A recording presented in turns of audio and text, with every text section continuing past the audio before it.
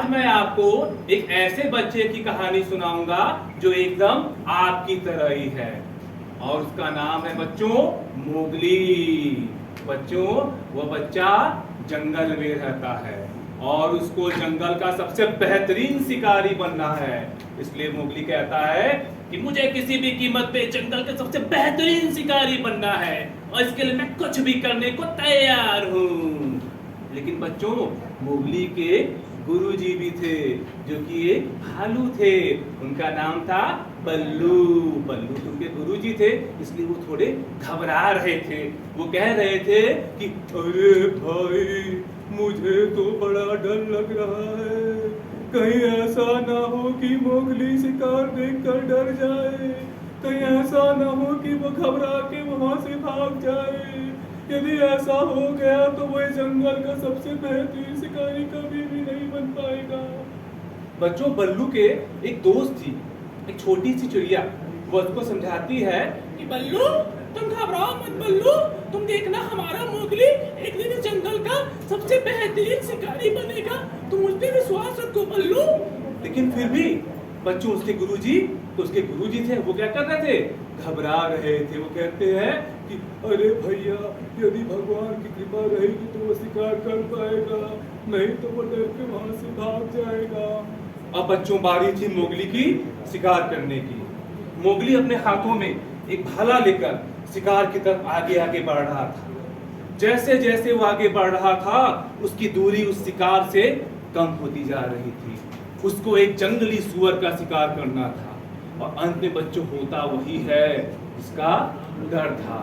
Mowgli घबरा जाता है, घबराने के कारण उसके हाथ से वो भाला गिर जाता है और भाला गिरने की आवाज सुनकर वह जंगली सुअर वहां से भाग जाता है। मोगली बेचारा उदास होकर एक पत्थर पे बैठ जाता है। वो कहता है कि लगता है मैं जंगल का सबसे बेहतरीन शिकारी कभी नहीं बन पाऊंगा। अभी बच्चों वहां एक लोमड़ी आती है। लोमड़ी कहती है कि लगता है विसिंपली के बारे में यहाँ किसी ने सुना ही नहीं है। उसकी बात सुनकर मोगली कहता है विसिंपली, ये विसिंपली कैसा पेड़ है? तो बच्चों उसको फिर वो लोमड़ी समझाती है कि विसिंपली एक जादुई पेड़ है जो सबकी इच्छा पूरी करता है। जैसे मुझे देखो, मैं झाड़ी में कूद जा रहा हूँ लेकिन मुझे कोई भी डर नहीं हुआ, मुझे किसी प्रकार का कोई भी दर्द नहीं हुआ क्योंकि विसिंपली ने मेरी इच्छा पूरी कर दी है और अब मुझे कोई भी दर्द नहीं होता है। बच्चों फिर क्या होता है कि मोगली उस लोमड़ी के बात पे आ जाता है और वो विसिंपली की खोज में निकल जाता है। जैसे जैसे वो आगे बढ़ता है उसकी दूरी उस पेड़ से कम होती चली जाती है। रास्ते में उसको एक कछुआ मिलता है। कछुआ उसे पूछता है कि लोमड़ी तुम इतनी तेजी से कहाँ जा रही हो? मोगली जरा मुझे भी तो बता दो, तुम इतनी तेजी से कहाँ जा रहे हो? लेकिन बच्चों मोगली उसको नहीं बताता है। क्यों नहीं बताता है? इसलिए नहीं बताता है क्योंकि वह सोचता है कि यदि कछुआ यह बात जान जाएगा तो वह जंगल का सबसे बेहतरीन शिकारी बन जाएगा। बच्चों चलते चलते मोगली आखिरकार उस पेड़ के पास पहुंच जाता है। वो उसके पकड़ के अपनी इच्छा मांगता है कि विसिंपली मेरी इच्छा पूरी कर दो कि मुझे जंगल का सबसे बेहतरीन शिकारी बना दो। लेकिन बच्चों तभी एक आवाज आती है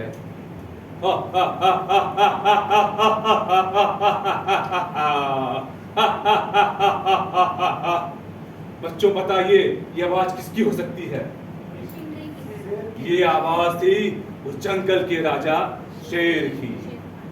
तभी एक आवाज और आती है कि मोगली तुमने यहाँ के बहुत बड़ी गलती कर दी क्योंकि तुम इस समय जिसके सामने खड़े हो वह जंगल का राजा शेर खान है और मेरे रहते तुम कभी जंगल के सबसे बेहतरीन शिकारी नहीं बन सकते क्योंकि जंगल का सबसे बेहतरीन शिकारी मैं यानी कि शेर खान हूँ।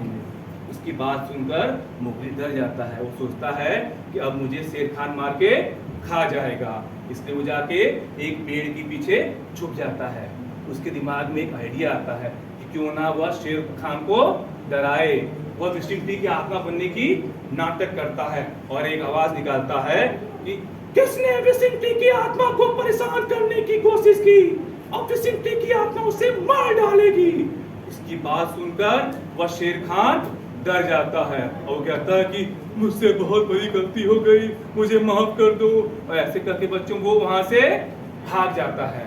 बच्चों किसी तरीके से मोगली अपनी जान बचाकर वापस आता है। वो अकीला के पास जाता है। अकीला कौन था बच्चों? वो जंगल का एक आदमी था, भेड़िया था, जो सबको शिकार करने का मौका देता है। अकेला कहता है कि मोगली, मैंने तुमको एक मौका दिया लेकिन तुमने इस मौके का लाभ नहीं उठाया।